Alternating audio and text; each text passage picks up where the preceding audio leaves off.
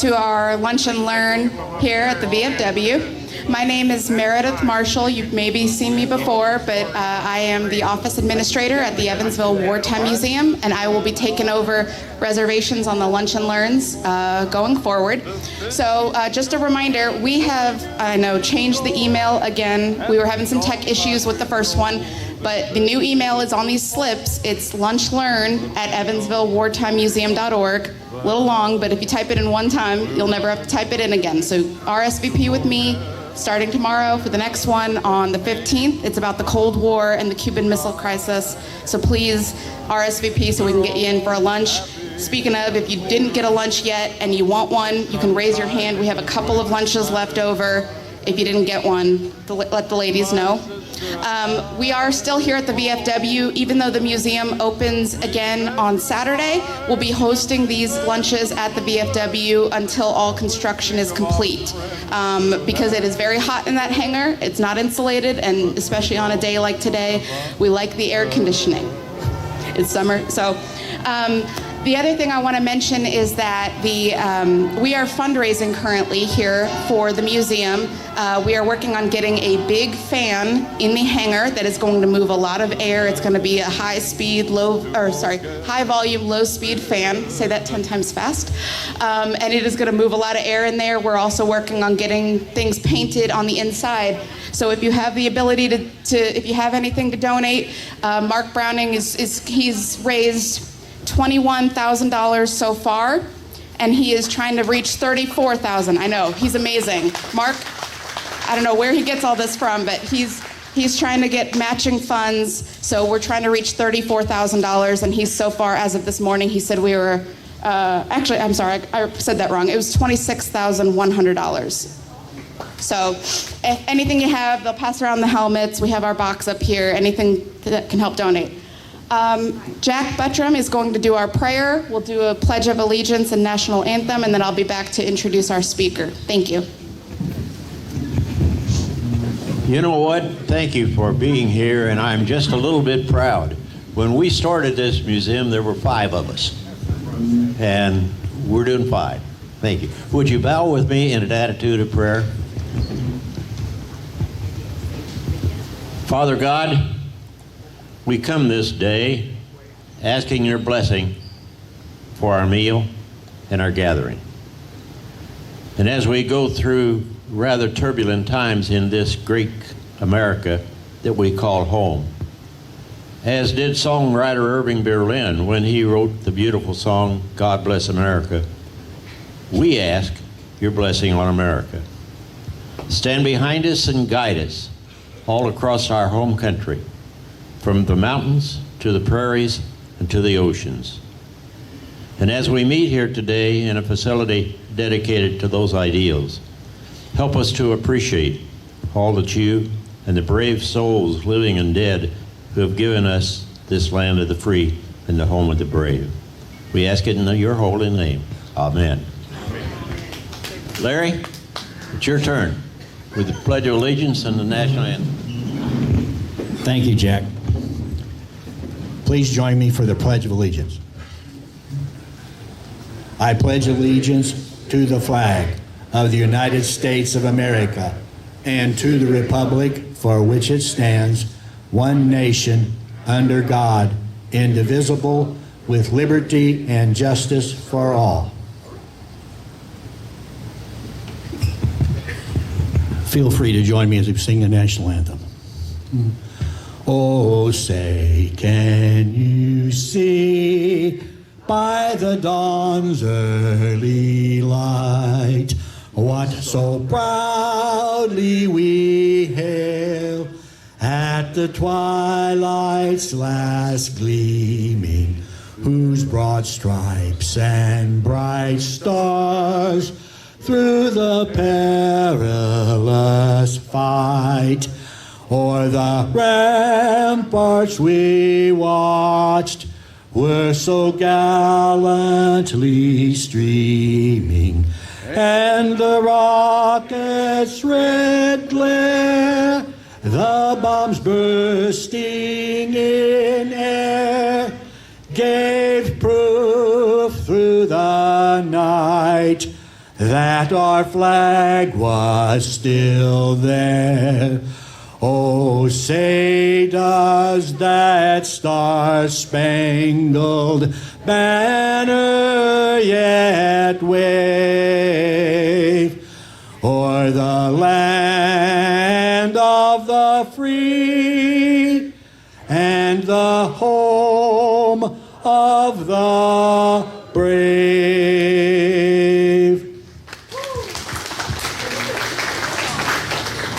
Thank you. You may be seated.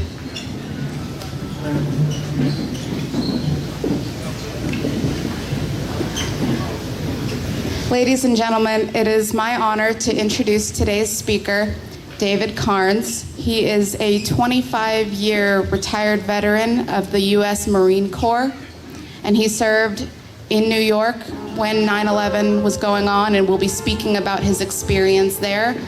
Can we have a round of applause for our speaker?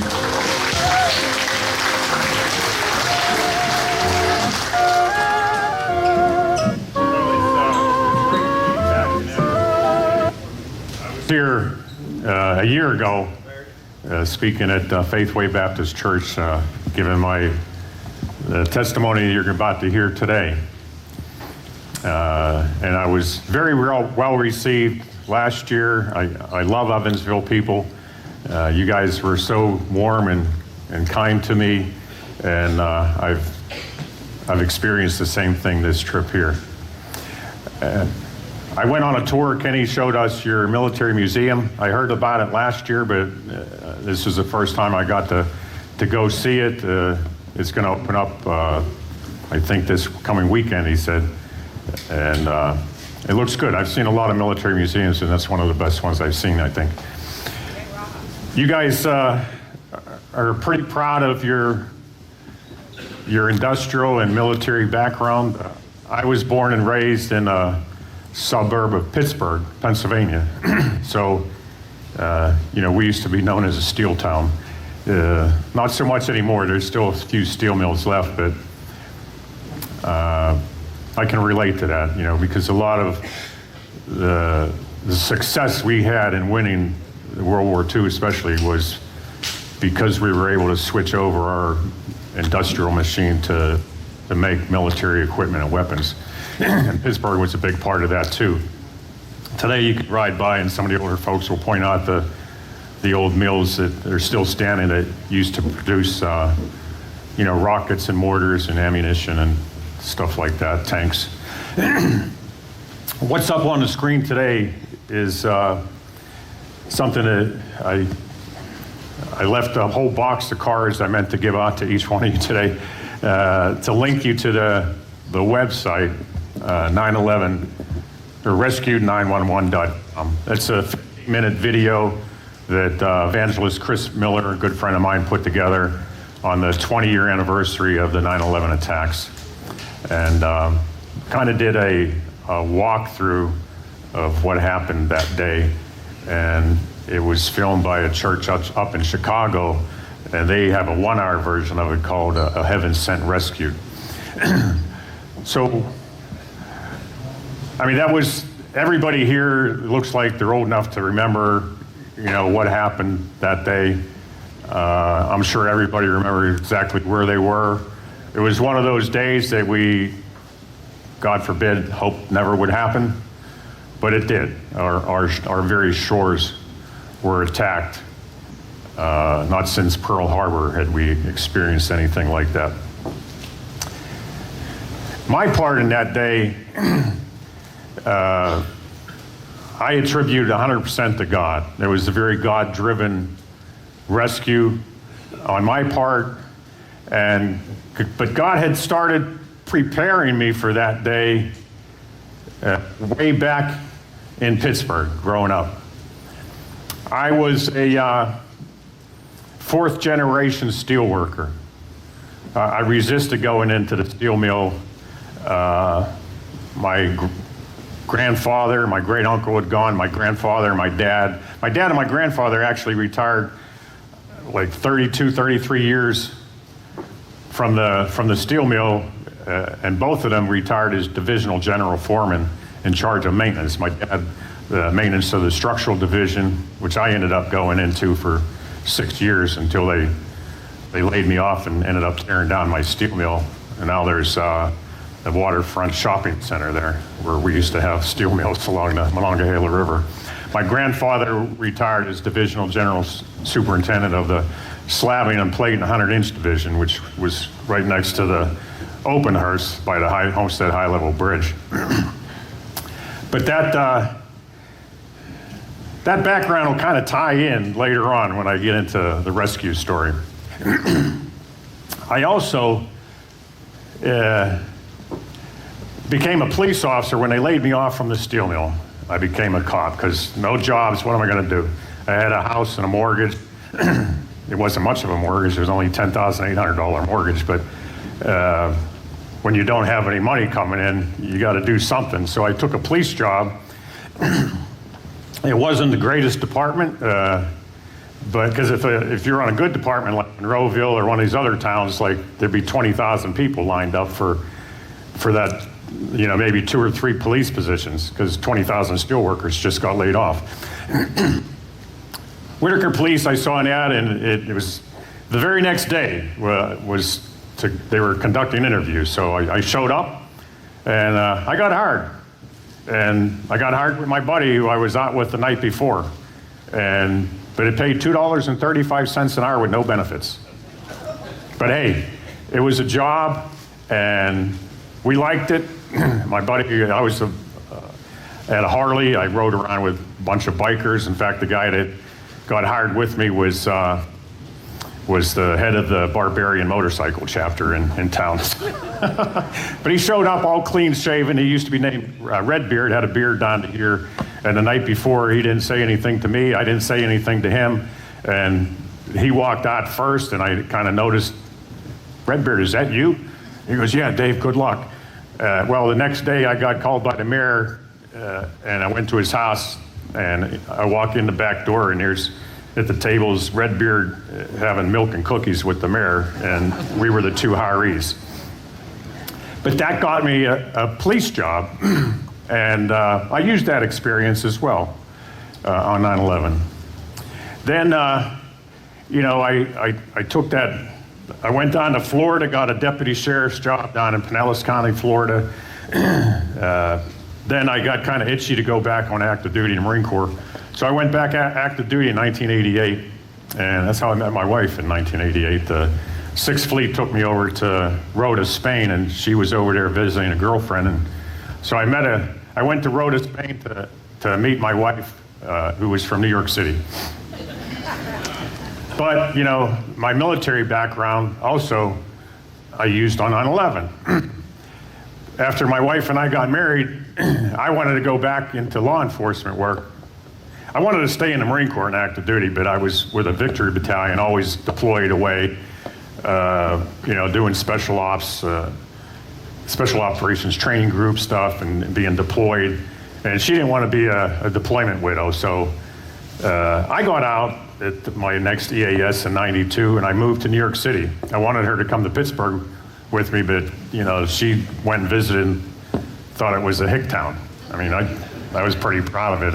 I watched, showing her from the air all our skyscrapers, and she said, "Oh, what a cute little city" from the plane. But anyway, I went to New York City and ended up, I wanted to go on NYPD. A lot of my friends in the reserves were NYPD cops, like half the Marine Reserve unit was NYPD cops. And they say, well, Dave, it's a big department. You're not going to like it. It's very political. You don't follow through on your arrests. Somebody else takes over. And, so I didn't. I got an accounting degree. Go figure. But I figured I'd get an accounting degree to package myself for the FBI. And then I'd, go down to Columbia, just to get my foot in the door, and, do covert stuff, going after, drug lords or whatever. And I'd have fun that way. But, so I got my accounting degree, graduated with honors, but then while I was processing into the FBI, I turned 38. And I was 2 weeks shy of my board, and they slammed it shut on me. Told me if I was anything other than a white male, they could make an exception for me. but they wouldn't let me in the FBI. So I got a job at Deloitte & Touche, which is a public accounting firm, one of the big four. Back then it was the big six. But that job put me at the World Financial Center as my workplace. So for 5.5 years before they flew those airplanes into the World Trade Center, my workplace was the World Financial Center. So I used to go take the Long Island Railroad into the city, go down on the E train to the World Trade Center, and I'd go up to the second or third floor on the fourth tower and cross over the West Side Highway to get to the World Financial Center where I work. So I took it kind of personal that day. That was my front yard of my business. And but by God's grace, I wasn't in New York City that day. I had just temporarily got reassigned at my firm's national headquarters in Wilton, Connecticut.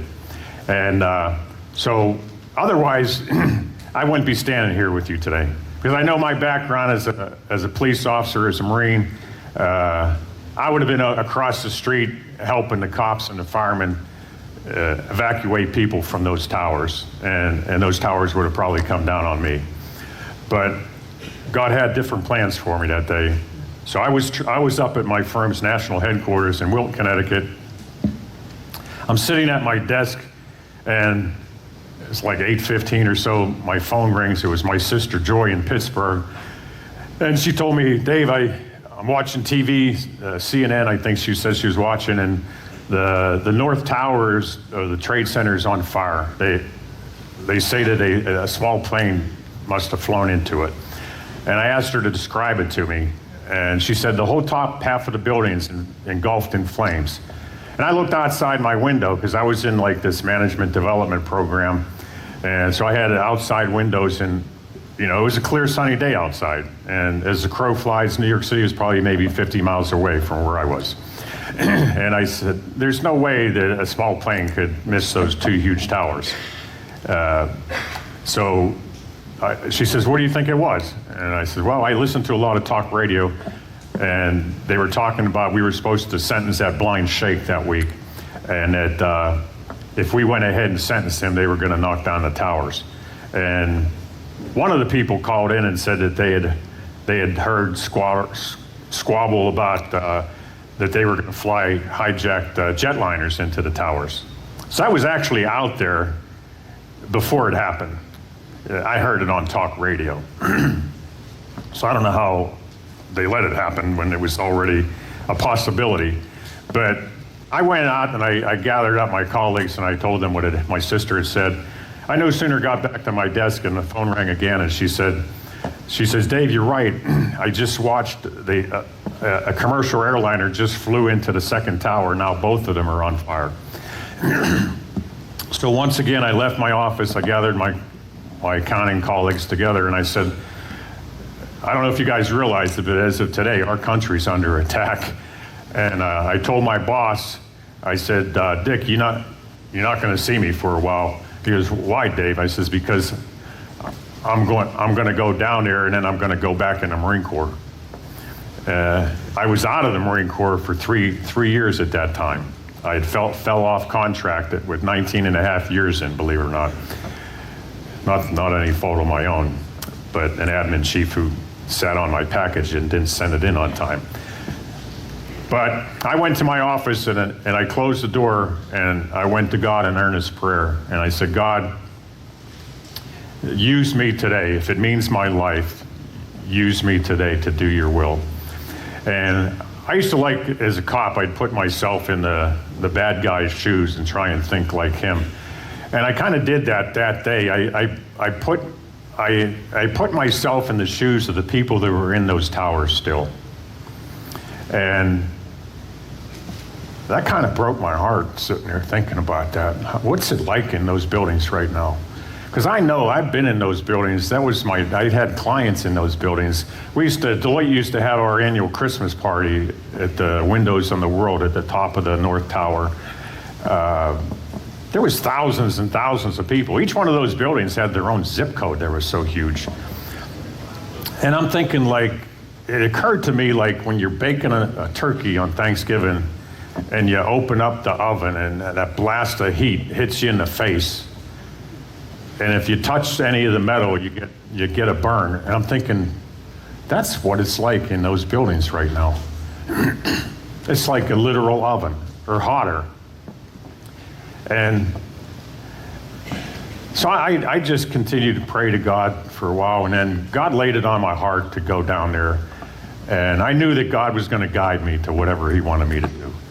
And God put a vision in my mind of what I would find. And I was going to find total devastation and no one around. That was it. So I left my office and I walked upstairs, and on the way out to the roof, there was parking on the roof. I had parked on the roof that morning because I got there a little early. And I had passed by the CEO's office, because I'm at the national office, and they had a television in the hallway. I looked up for the first time. I saw the two towers on fire on the television monitor. I went up to the top of the building, and I jumped into a car. My 85 Mercury was in the shop that day getting rust holes repaired back in Elmont, New York, where my church was. So I had took this car that I had bought just 2 months prior, never even checked the air in the tires, just added a quart of oil to it. And I got in that car. That car happened to be a Porsche 911 Carrera, which I didn't need to buy. I was in debt, I didn't need another car, but my wife's lease on her Nissan Altima was up. So I was taking her around to see like classic cars. And we were like, hon, why spend $20-some thousand on a brand new car like that's, to me it's junk. I says, buy an old classic car and you'll turn heads going down the road, and it's probably a lot more dependable. So I took her to Gullwing Motors in Astoria, and we were looking at Lotuses, DeLoreans, Bentleys, all these classic cars. On the way out, I saw this Porsche 911 Carrera. It caught my eye, and I even called my pastor later that day. I said, Pastor, he called me up because we're friends. And he said, what are you up to, Dave? I said, well, I said, I just saw a car today, Pastor. I think God wants me to buy it. And he goes, God works in strange ways, Brother Dave. Pray about it, and God will give you the answer. So for 3 days, I prayed on it, and God clearly gave me the answer. I was to buy that car. So I did. Mind you, I didn't need a car. And Rosemary didn't like the car because when you looked inside, you could see the springs in the front seats because there were no covers. They don't allow you legally to put the seat covers on in New York. When you sell a car, you got to uncover them. So I took it and I parked it. But like I said, I had to drive it to work that morning because my 85 Mercury was in the shop. Really, I don't think I could have made it down there in that 85 Mercury because the hood, it was a gray car. The paint was baked off the roof so you could see the brown primer. There was a powder pink or powder blue hood on the front and a burnt red left front fender. So it was like 4 or 5 different colors. And but that 911 Porsche was a convertible Targa, so I took the top off. And so I left there and I stopped off, and I was renting a room in Stamford, and I got a haircut because I was going to go down there as a Marine. That's just instinctively. Even though I was out for 3 years, I had always had the habit of putting an iron or starch set of utilities in the front door closet right inside the door. The old houses, you had a closet right inside the front door. And I always kept the Marine Corps utility uniform at the ready in there. Rosemary used to complain sometimes because, why are you taking out my fur coats in there and other stuff? And I got this military uniform. And I said, well, hon, if the balloon ever goes up, I want to know where this uniform's at. So I want to always have it at the ready.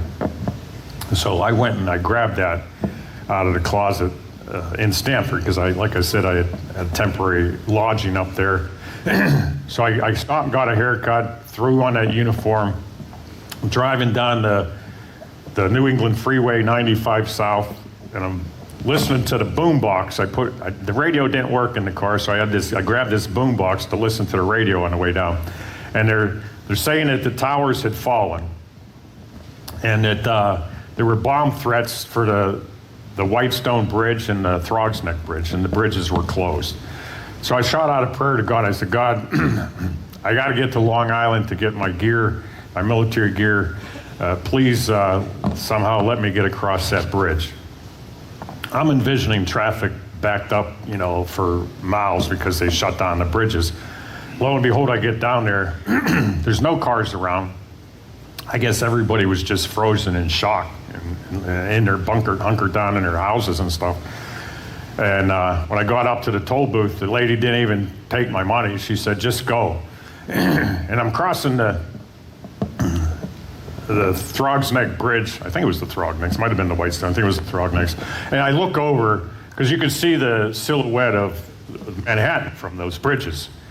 And the two twin towers at the southern end, they stuck out like huge amongst everything else, because they were way taller than any other tower. But they were gone. All I saw was two pillars of smoke. So I get across, I go to my storage place. There was this old lady's back garage behind her house. And I opened it up, and I, like a good Marine, I made a battle plan. I had loaded up my waterproof pen and tablet, put it in my left breast pocket, got my war belt out, put together fresh water, and checked my first aid kit, make sure I had, bandages and everything I needed in there. And K-bar knife, put that on my war belt. Even grabbed a helmet and an old flak jacket I had in case I didn't know what I was going to go into, because I was out. And I put that in the car, and I jumped on the Belt Parkway, and there was an NYPD cop had ID'd me. Well, he didn't ID me. He had stopped, and he was not letting anybody on the road unless you're a first responder. When I rolled up in that Porsche, he saw the top down, he saw a Marine, fresh haircut, starts utility. I had brought repellent gear that I had just bought from Camp Lejeune a few weeks earlier, and it was laying there. All that gear had sprawled out, so they let me on the highway, and I went down towards Floyd Bennett Field, which was 6th Com Battalion. That was my last active reserve unit. That's the unit I fell off contract at. But I figured, let me go get something to eat, because I hadn't ate all day. So I stopped off in Brooklyn at that area. Not the best area for a guy like me to be in Brooklyn. I went to a McDonald's. I parked my car and I'm walking towards McDonald's. I'll never forget the gang of kids walking with some girls, and you could see the smoke from the Trade Center right behind them, because that's kind of getting close to Lower Manhattan. And they're just walking along laughing, and like it's like just another day. And here I am, I'm a Marine showing up for battle, basically.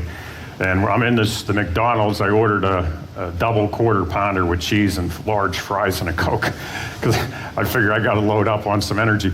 And these kids are in there just like, being jerks. And I'm thinking, wow, they don't even realize that there's thousands of people just died just a few miles down the street. Their country's just been attacked, but that's the way it was.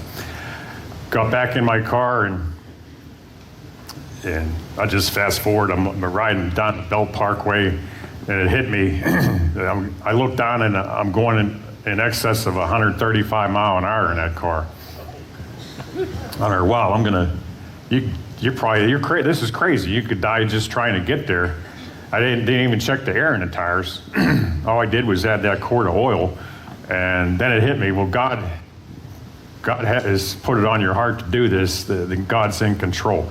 So I put the pedal to the metal, and that car took off from 135. I don't think I could have wrecked that car. I was like really impressed. It hugged the road like a magnet. I don't know how many people have driven a 911 Carrera, but it wasn't a new one. It was a 79, so it only cost me 12 grand. So it's not like I broke the bank buying it. When I got to the Brooklyn Bridge, unbeknownst to me, Tower 7, the third big tower, had just collapsed. And so all that dust and debris, just like when the first two towers fell, was when I drove across the from the Brooklyn side of the Brooklyn Bridge. It was a clear sunny day, and I drove into a thick gray smoke cloud.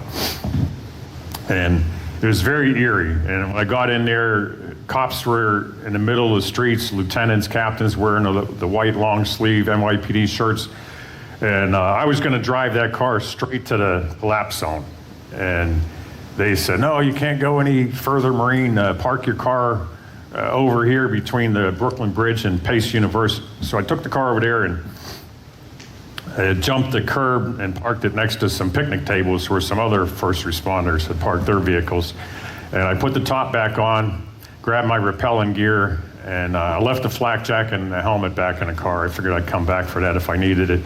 And, and as I'm walking away, I said a little selfish prayer to God. I said, God, if I survive the day, can I keep the car? Because being a cop and living in New York, I knew that the NYPD, they called them brownies back then. They were notorious for towing and tagging for a little thing. And even though it was a national disaster, they'd probably do that. So then I walked away, and I'm walking towards the towers. And as I was walking towards the Trade Center at Central Park South and Vesey Street near JR Music World, which I knew well, there was a group of like 5 military guys in their fatigues like I was. And one of them was a Marine. So I asked the Marine to take a walk with me. And they had said that they were helping the firemen looking for people around the fringe areas of the collapse. But it was deemed too dangerous, so the firemen told them to back away. So I told the Marine to come with me, and we were right at the corner of Vesey and Church, which is like that's the perimeter of the Trade Center complex. And we came upon a group of about a platoon size of firemen, and they all looked like they'd seen a ghost. I mean, they were all beat up and dirty, covered with gray everything. And I went up to the guy in charge. To me, I'm 6'2", he looked like he was 7'2". And I said, Staff Sergeant Karnes from the Marines, can you give me a status of what's going on here? He goes, well, Marine Tower 7 just collapsed. There's other towers in the perimeter. They're in imminent danger of collapsing any time. I says, to your knowledge, has anybody been in the epicenter of the debris field looking for survivors? He says, no, Marine, if you go in there, you're gonna die. He says, it's exploding, it's unstable, and no one can go in there. So I said, okay. And then it hit me that God had given me that picture in my mind's eye when I was praying up in Wilton at the national office, that I would go down there and no one would be in there and it would be total devastation. So I asked the Marine to take a walk down the Church Street with me. We stepped aside some barricades. He says, Staff Sergeant, we can't go down here because the Millennium Hotel is in imminent danger of collapsing next. And I said, well, you know, I used to be a steel worker in Pittsburgh. Let me take a look at it and make my own assessment. And I looked at the building, and sure enough, it did look like it was leaning. But it was a black glass building, and the bottom half was caked with the gray soot from the collapse. So I said, that's an optical illusion, because I knew that the lower beams were what we call jumbo steel beams.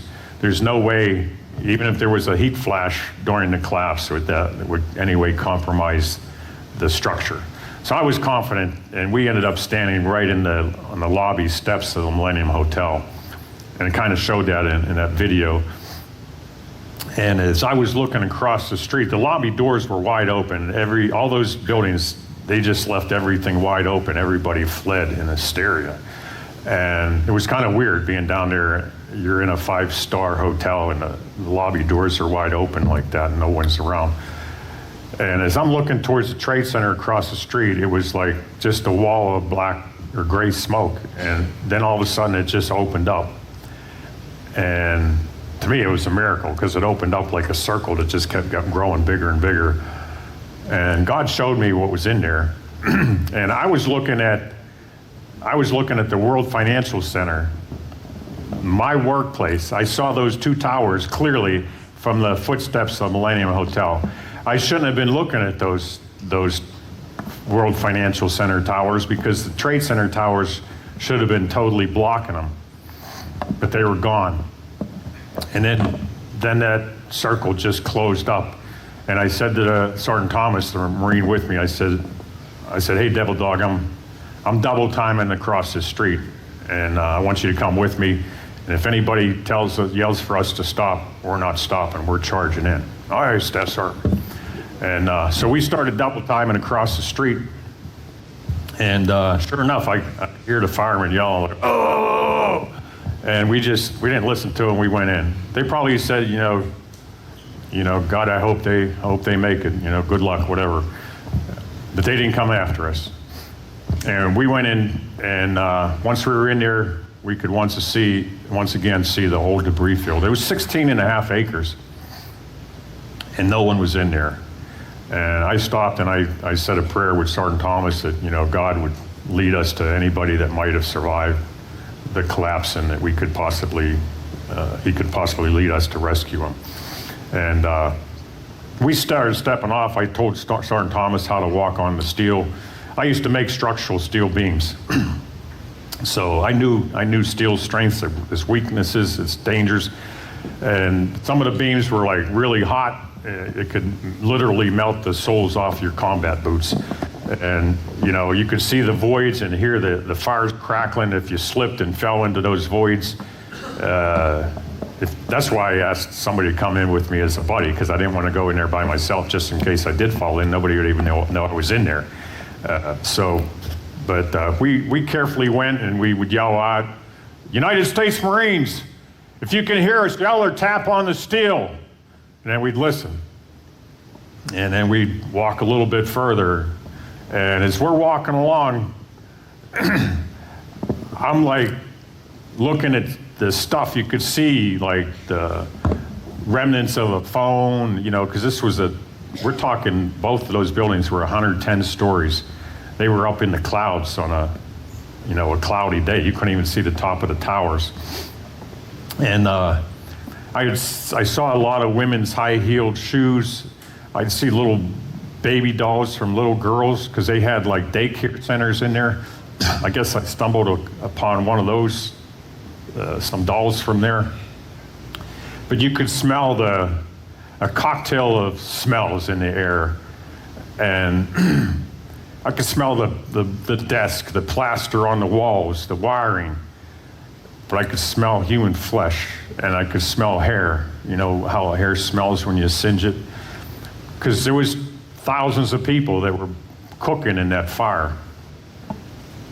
And when we went towards the where the fountain used to be,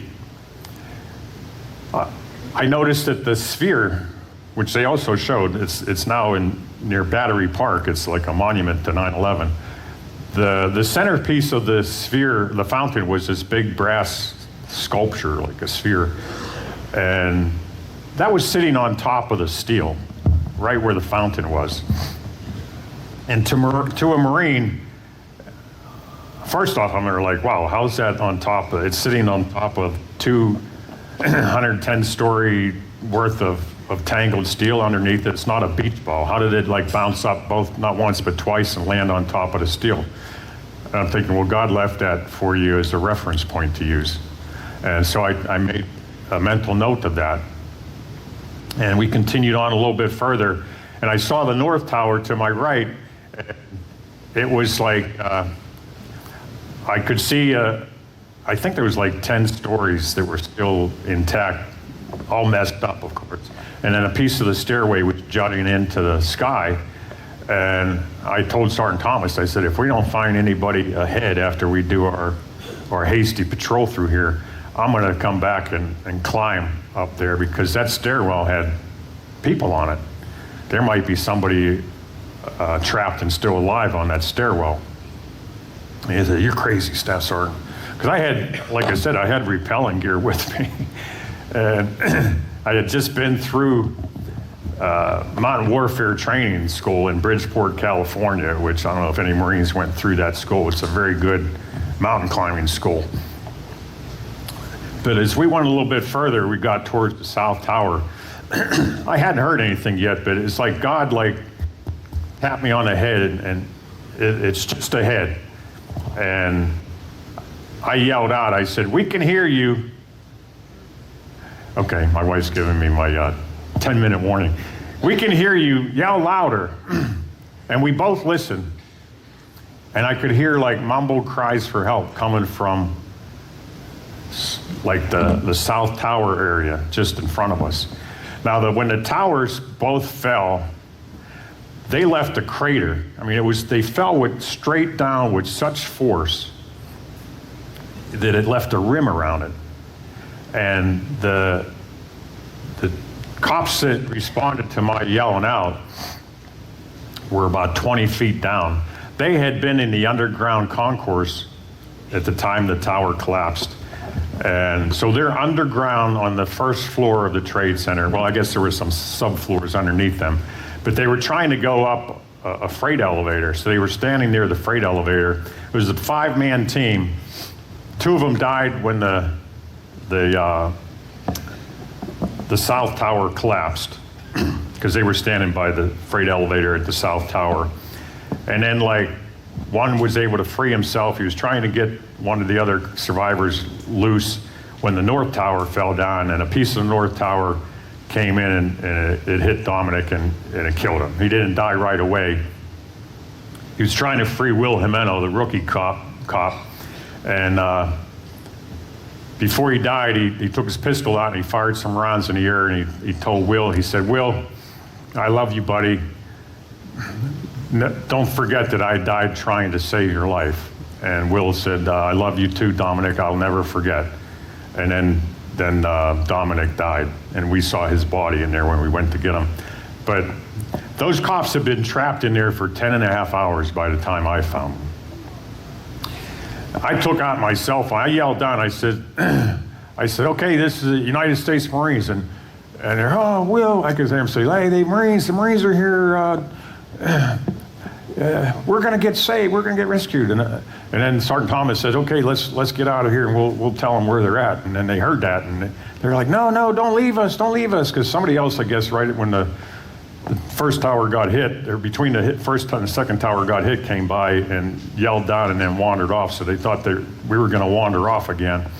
And I said, "Look, we're not." I said, "This is the Marines. We're not. You consider yourselves rescued." So I got out my cell phone, and cell phones hadn't been working all day. And I shot out my first call. I prayed to God. I said, "God, I know the phones aren't working, but please let this call go through."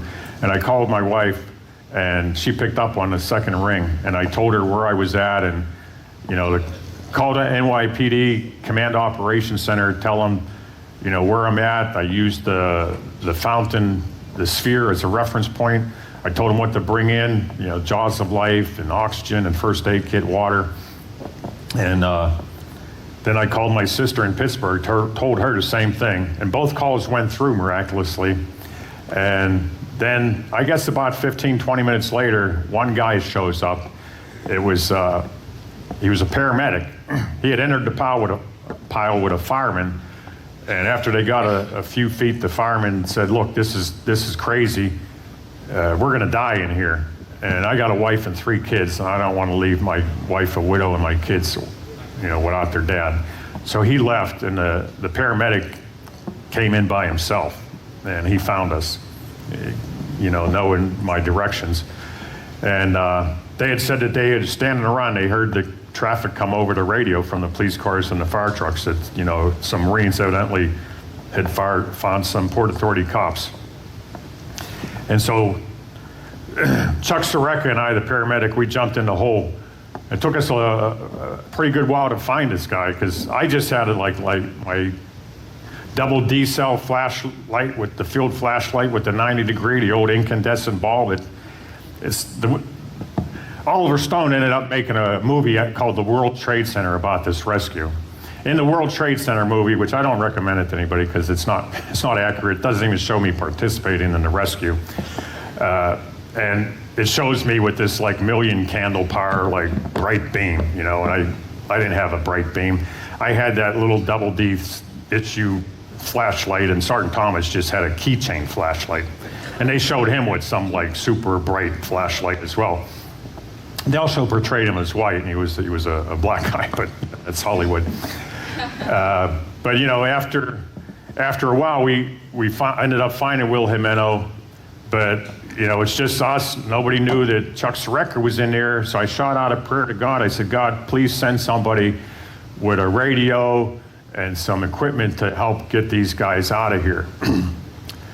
No sooner, about 5-6 minutes later, 2 NYPD ESU cops, emergency service unit cops, jump in the hole.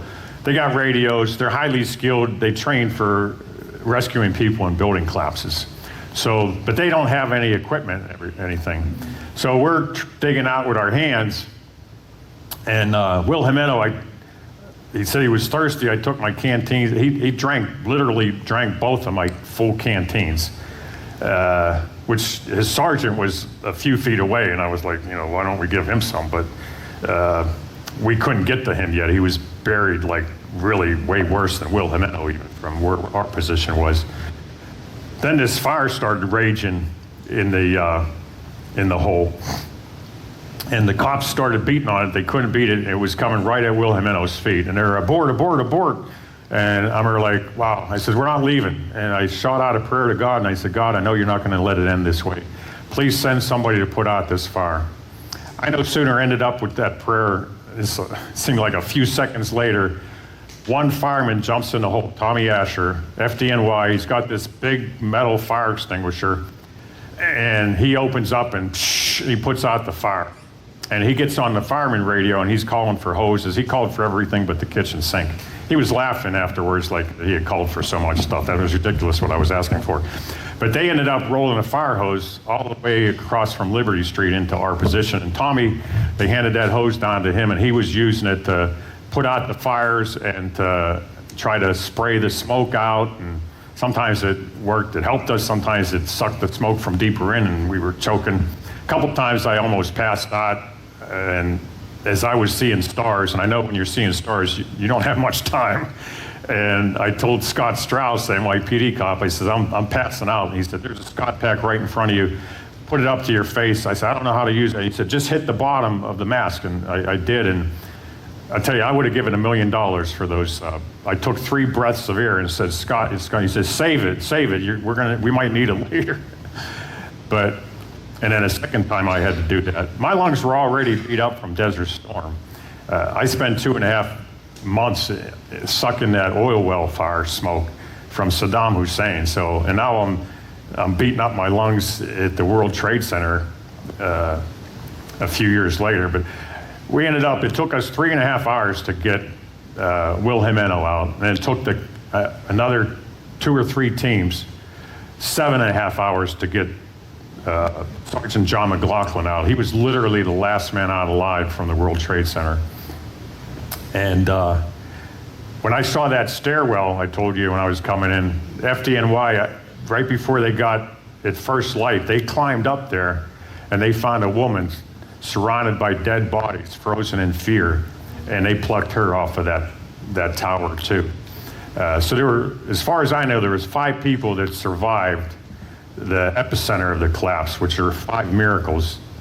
And 3 of them are alive today. The 2 cops I rescued and that lady that was rescued from that stairwell with the North Tower.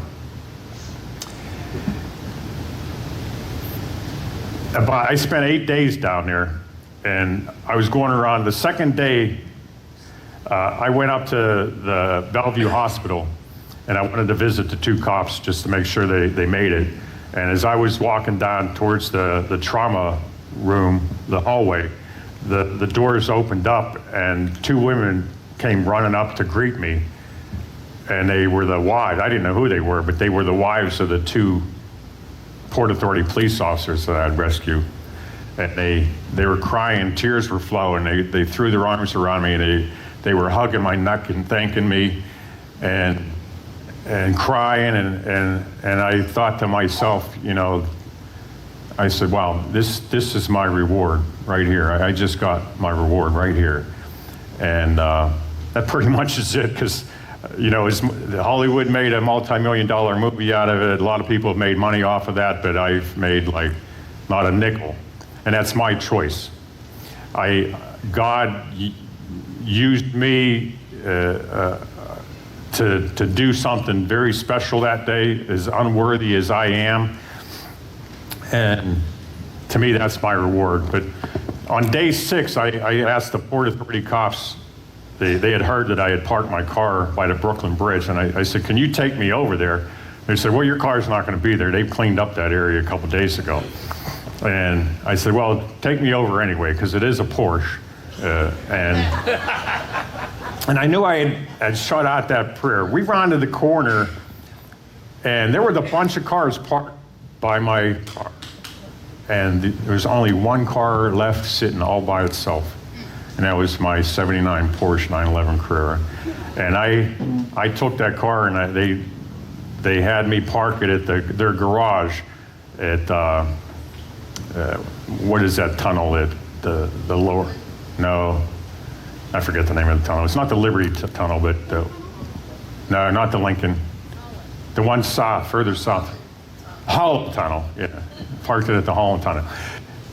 And then I went back for 2 more days. But, after 8 days, it was pretty clear it was a recovery effort, not a rescue effort then. But, a lot of the cops came up to me afterwards, and firemen, and they were, commenting how brave I was, and, but to me, it was a win-win situation. God had saved me just 2 months before 9/11 happened. I trusted Jesus Christ as my Lord and Savior, and I called upon God, and the Bible says, whosoever calleth upon the name of the Lord shall be saved. I prayed to God before I left Wilton, Connecticut, and God, says that if we go to him in prayer, he hears us, and he'll answer our prayers. And, another thing from the Bible, and I've read the Bible several times cover to cover, says that absent from the body, present with the Lord. To me, I was in a win-win situation that day. I was prepared to give my life. I asked God, if it means my life, use me today. I was willing to die for God. And I guess that prayer was according to God's will. And so God answered those prayers throughout the entire day. So I don't consider myself a hero. I consider myself blessed to be able to do what God had me to do. Had I perished that day, I would have been instantly in heaven. But I didn't. God saved me. I survived, and I'm here to be able to give him the glory for what he did that day. But if everybody has time, I would recommend that you go on that rescued911.com. It's a 15-minute video, a little bit more of this testimony, and about how you can have that blessed assurance of your salvation that I had to be able to do what I did on September 11th to save 2 police officers' lives. Now, I think Mark wanted me to open up for some Q&A for a little bit. We have time for that? Ladies and gentlemen, David Karnes. That was amazing. If anyone has questions, raise your hand. We have some microphones we can pass around. Really just amazing opportunity to have him here, and so grateful for that story. Anyone? We got it over there.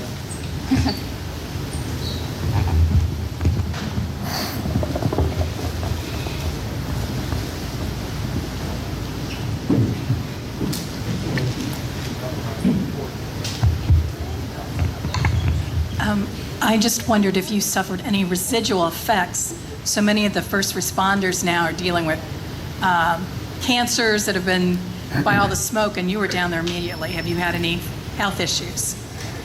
Yeah, no. Well, I guess if you ask my wife, I have. But I'm not even as far as like those list of who was 9 first responders at Ground Zero. I'm not on anybody's radar if they hadn't made the movie, and I never signed up for any of that. The VA, I'm still at 0%, which a lot of people say I'm crazy for still being at 0%. But I kind of like afterwards, I knew that the air was probably bad. I mean, I was breathing a lot of asbestos stuff. When I went that first night after I went up, I took that first cop that came out to Bellevue Hospital. That's a trauma hospital where everybody was going.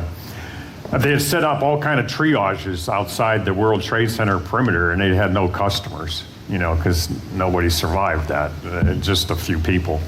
So I got in the ambulance and I drove up to Bellevue Hospital, and when I got there, I was with Will Jimeno for like 2.5 hours in the ER, and when I knew that he would be okay, I felt like he might survive. Then I ran into a master gunnery sergeant friend of mine from 6th Com Battalion. He was at Bellevue Hospital. He'd heard a Marine had brought in some cops. And he was there, Master Guns James Carr, and he said, "Hey, Station Karnes, it makes sense that was you." And he goes like, "I got it. Why don't you stay here?" Because I was going to go back down to the POW. And he goes, "No, stay here. You need to rest and regroup for tomorrow. Go up to the 23rd floor. They're waiting on you, and they're going to take care of you." I said, "Well, okay, if you insist, Master Guns."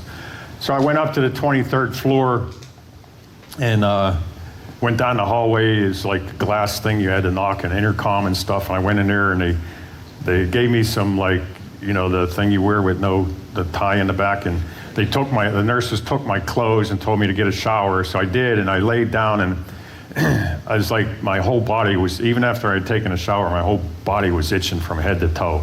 In fact, my lungs were itching, if you can imagine that. Like, I had breathed so much asbestos and fiberglass and junk, and the smoke doesn't help either, that my throat was on fire, my lungs and my head. I had a severe, massive headache. Everything was racing through my mind. Why am I here? Why am I back down there? John, we had to get John out. And I couldn't sleep. I just laid there for like an hour and a half. And when I went out in the hallway, I was asking for something to help me go to sleep. And they were yelling at me. And I was like, "Why are they yelling at me?" This lady was sitting in the hallway at a desk. And I said, "I need a doctor to help me sleep. I can't sleep." "Get back in that room right now." And the doctors had heard down the end of the hall. And the doctor came walking up to me. And I says, "Why is that lady yelling at me?" Like, I'm thinking, like, doesn't she know who I am, what I just did? And she says, "You don't know where you're at?" And I says, "Where am I?" She says, "You're in the psych ward." And I'm thinking, like, Master Guns, here we are, 9/11, and he's pulling a joke on me, like putting me in this stinking psych ward. But, it was wonderful because I woke up and they had my uniform all fresh, powdery fresh, and folded, and they had breakfast waiting for me. Of course, I had to go into this heavy glass partitioned room, and I'm eating breakfast with all these crazy people, but I felt at home. And I went back there like 2 days in a row, and I slept there, and then I just didn't feel right the rest of the time. I slept actually on the POW for the remaining time. But I kind of gave that to God, my health thing. I was happy that I survived because I thought I was going to die there. In fact, on the way, I'm thinking there's probably a 90% chance I'm not going to survive the day. And I said, "God, if I die today, could it maybe not hurt too much?" Like, because I didn't want to go. I don't want to die in a fire. I think that would hurt a lot. I was going into a fire. So, God answered that, but yeah, I just gave it to God, and, so God takes care of my health.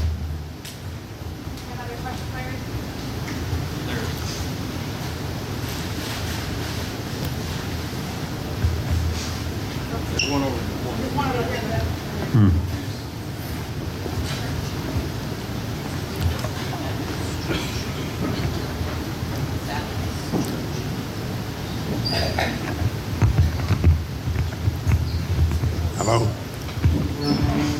Is it on? All right. You indicated there was some chatter prior to 9/11 that something was going on. Who's talking to me? Right here. Straight ahead. Oh, okay. Yeah, you indicated that there was some chatter Yeah. pre-9/11 as to something maybe taking place.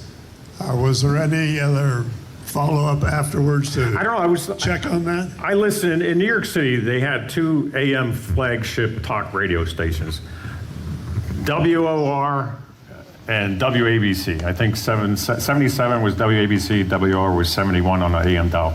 And, it was just Bob Grant, he was a big radio guy back then, and I was a talk radio geek, I guess, and a lot of political talk radio. And somebody had called in and said that they had heard that there was chatter about flying hijacked commercial jetliners into the Trade Center if we went ahead and sentenced that blind sheikh that week.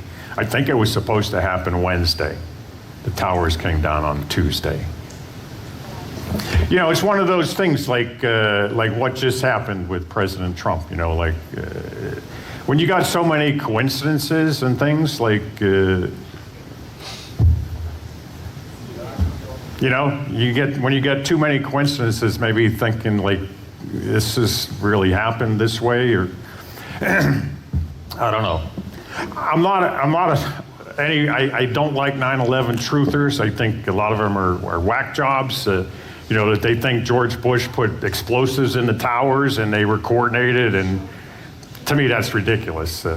You know, if you believe that, everybody's got their freedom here to do that, but. I was there firsthand. Like I said, I made steel in Pittsburgh at the structural steel mill. I ran cranes. I fed steel from the soaking pits, the ingots, set them on the rollers. I was a swipe craneman, so I ran all the cranes in the structural division. So I ran cranes for the whole process. You take it out of the soaking pit where it's soft and pliable, you put it on the rollers, and the mills squash it and shape it, and it goes down. When it gets halfway, it starts getting cold. You take it off and you put it in furnaces to heat it back up again, and then it's soft again. Well, if you fly a commercial jetliner and explode 20,000 gallons of jet fuel all at once into a tower, you've literally created an oven. And that steel got soft after, a certain amount of time.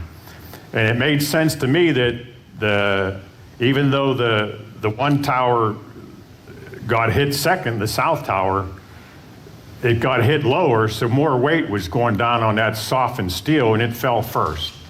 And it fell straight down because all that steel was softened all the way around there. So it kind of made, if you know how the steel process works and the characteristics of steel, it made sense that they fell the way they did. Sure. Does it look like a demolition fall? Yeah, but it wasn't. Yeah. Okay. Okay. Mine's really not a question. It's just a little story that I'll share with everybody. My son, when this happened, was 18 years old, student at USI, and a EMT. When it happened the next day, him and his buddy threw all sorts of medical equipment into an old beat-up car they had. And they painted the side of the car like rescue, going to New York to help out. And at the spur of the moment, my son and his buddy took off for New York City. No planning other than the patriotism and this sort of thing that I think all of us felt at that particular time. And to echo some of your stories is that whenever they were driving to New York, people were waving at them and doing the flags, and even at places where they were supposed to collect money, go on. So they made it to New York, and they even the police just said, go on down to the river, boys. And they went down to the river. And there was a bunch of steel workers down there that was supposed to take the boat over and start searching for people. Well, when they got there, they said only steel workers are going to go over because they're used to walking on steel. They know how to walk. You've seen pictures of people high in the air and that sort of thing. And they were going to use them for rescue, part of the rescue. But my son and this other gentleman, Evansville residents, and they weren't allowed on the boat. But the steelworkers came up to him and said, what are you boys doing? He said, well, this is our story and we want to help out. They said, hey, take this helmet, take this jacket, take this belt, and they dressed them up as steelworkers. So they got on the boat, they started traveling across the river over, you could tires you could see. And they got about halfway over and they said, everybody get your union cards out and your IDs. Oh my God, what are we going to do now? You know, you're thinking, we're going to get arrested. So they get off the boat, they go down, and the place is barricaded off where they can't get in. And somebody says, now, all of you guys here, they checked your IDs and everything on the other side of the river in New Jersey, right? Yes, that is correct. All of our IDs were checked. New Jersey said we're good to go. Okay, well, we got a little problem. They're going to hold up on putting you guys in here for right now. So I don't know what to tell you. Because you know, at the time, everything was really crazy and confused. So my son and this other gentleman were standing there by the barricades, and somebody hollers, hey, there's movement over here in this sector. Everybody runs over there. So the people guarding the place ran to help out. So my son and his friend look at each other, take the barricades, move them to the side, walk in, and they find themselves in the middle of 9/11. So here's two kids from Evansville, knowing not what they're doing, they are EMTs, and they want to help out. So they finally get hooked up with some people, and they're, you know, walking the thing here, and they don't know what they're doing. And I asked my son, I said, every time I see something like that, I see these great big long rods. What are those for? And he said, you take and you find an opening and you go like that. If you don't hit anything, there's nothing below you, and you don't want to walk across there. That's how you determine whether or not it's safe to walk. Okay, so they done that. Unfortunately, they didn't encounter anybody that was alive or anything. In fact, they later came around and they gave them pickle buckets and said, you boys just pick up every piece you can of human remains.